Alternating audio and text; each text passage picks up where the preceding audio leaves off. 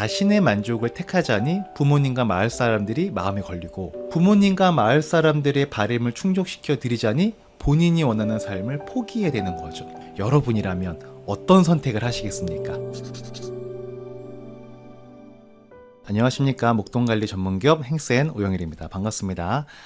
최근에 좀 바쁘게 시간을 보내다 보니까 책을 잘 읽지 못하고 그렇게 시간을 보내다가 그냥 소설을 한 개 집어들어서 읽기 시작을 했습니다. 이렇게 소설을 안 읽으면 뭔가 표현력이 약해지는 그런 느낌을 받게 되거든요. 그래서 억지로라도 꺼내 들어서 읽었는데, 읽다 보니까 또 막상 또 보면 또 너무 재밌습니다.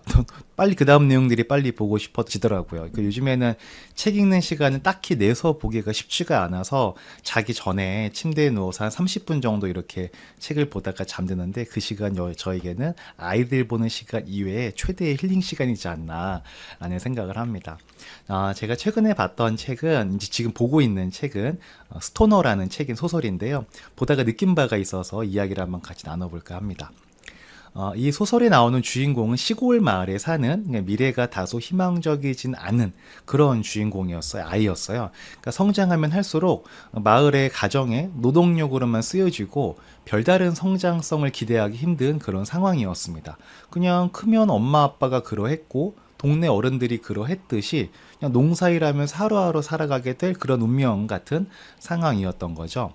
그리고 그런 상황을 이 주인공은 특별하게 불만을 갖거나 우울하게 생각하거나 슬프게 생각하지 않았습니다. 전혀 부정적으로 생각하지 않았어요. 왜냐하면 그냥 다들 그렇게 살아가는 거니까.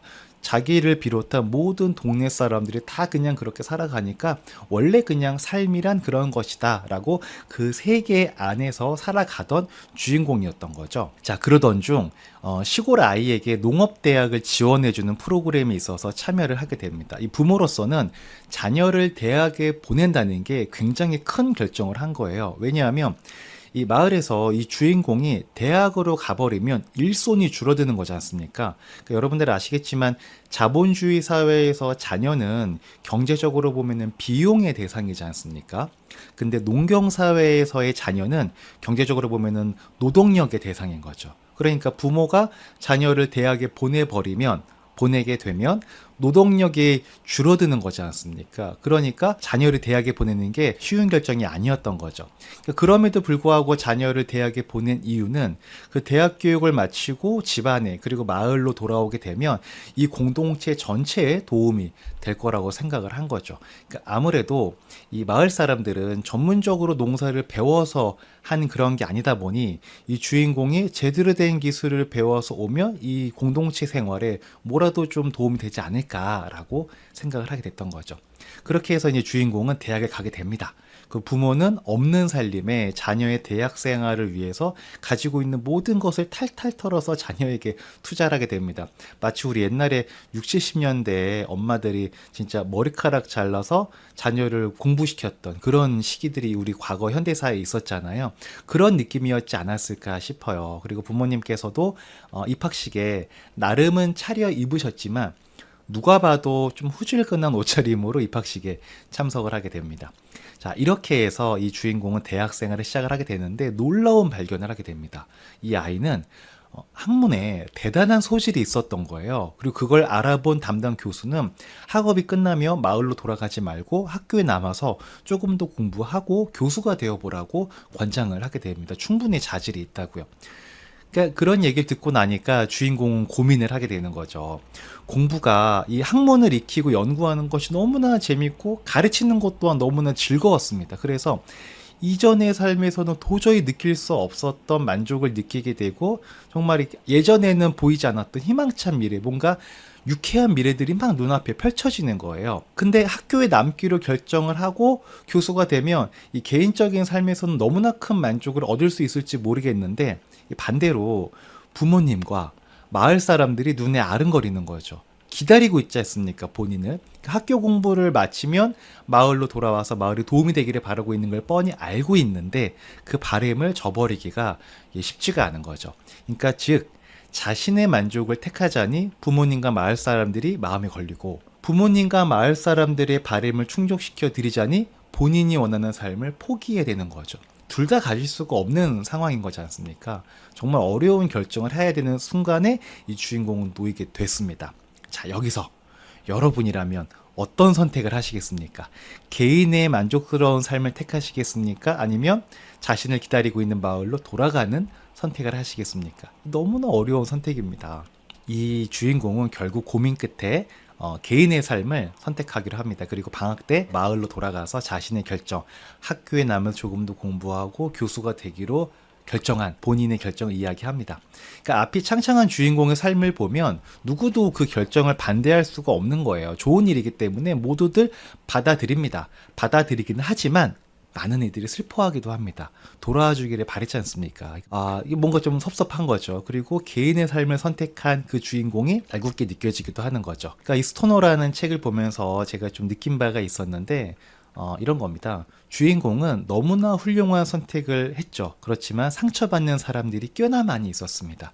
누구나 올바른 선택을 하잖아요. 우리가 살아가면서 일부러 잘못된 선택 또는 옳지 않은 선택을 하는 사람은 없지 않겠습니까? 누구나 다 자기 기준에서 올바른 선택을 하게 됩니다. 그런데 우리의 올바른 선택에는 항상 필수적으로 상처받는 사람들이 생길 수도 있다라는 거죠. 우리 인생은 선택의 연속이라고 하지 않습니까? 우리가 하는 많은 선택 뒤에는 보이던 보이지 않던 그 수많은 상처받는 사람들이 있을 수 있다라는 걸 이번에 한번 느끼게 된 것 같아요. 저도 마찬가지로 제가 가정이나 직장에서 어떤 선택을 할 때마다 주위에 상처받는 사람들이 있을 수 있다라는 생각을 하니까 약간 좀 섬뜩한 그런 느낌도 들긴 하더라고요. 그러니까 저는 이번에 이 책을 보면서 느끼게 된 게 어떤 선택을 할 때 보이진 않지만 상처받는 사람들은 혹시 내 주변에 없나? 하고 좀 제 주변을 둘러볼 수 있는 여유와 지혜가 저한테 있기를 바라게 됐습니다. 그리고 주위를 둘러보고 뭐 상처를 인지한다 손 치더라도